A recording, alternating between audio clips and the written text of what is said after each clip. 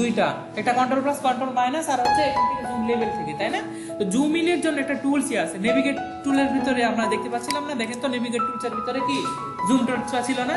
Zoom টুলটা নিচে এই যে এটাতে ক্লিক দিয়ে আপনার যখন ক্লিক দিচ্ছি তখন আমার টুলসের সাথে কি প্লাস সাইন না, আমি যখন ক্লিক দেব তার মানে কি জুম ইন হবে, আমাদের বড় হতে থাকবে, বড় হচ্ছে না?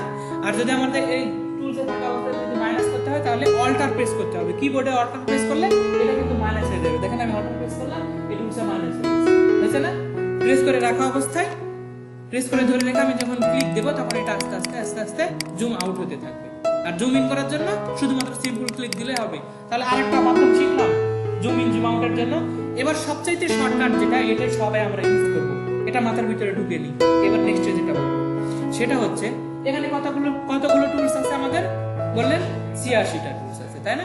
এই ৮৬টা টুলসের যে কোনো টুলস আপনি সিলেকশনে আছে, আপনি চাচ্ছেন যে আমি জুম টুলে থাকবো না, তবুও কিন্তু জুম করব, মাউস থেকে হাত উঠাবো না, কন্ট্রোল প্লাস কন্ট্রোল মাইনাস করতে গেলে মাউস থেকে হাত উঠিয়ে কন্ট্রোল প্লাসে টিপ দিতে হচ্ছে না?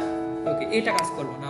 আমরা কি চাচ্ছিলাম যে আমি এই ৮৬টা টুলসের ভিতর যে কোনো একটা টুলসে থাকা অবস্থায় আমি জুম ইন করতে চাচ্ছি। তাহলে কিবোর্ড থেকে অল্টার প্রেস করব, অল্টার প্রেস করে মাউসের যে হুইলটা আছে না, হুইলটাকে সামনে এবং পেছনের দিকে যখনই ঘোরাবো, যদি সামনের দিকে অর্থাৎ আমার এখান থেকে যদি আপনাদের দিকে যদি একটু ঘোরাচ্ছি তাহলে কিন্তু জুম ইন হচ্ছে, যদি আমার নিজের দিকে ঘোরাচ্ছি তখন জুম আউট হয়ে যাচ্ছে।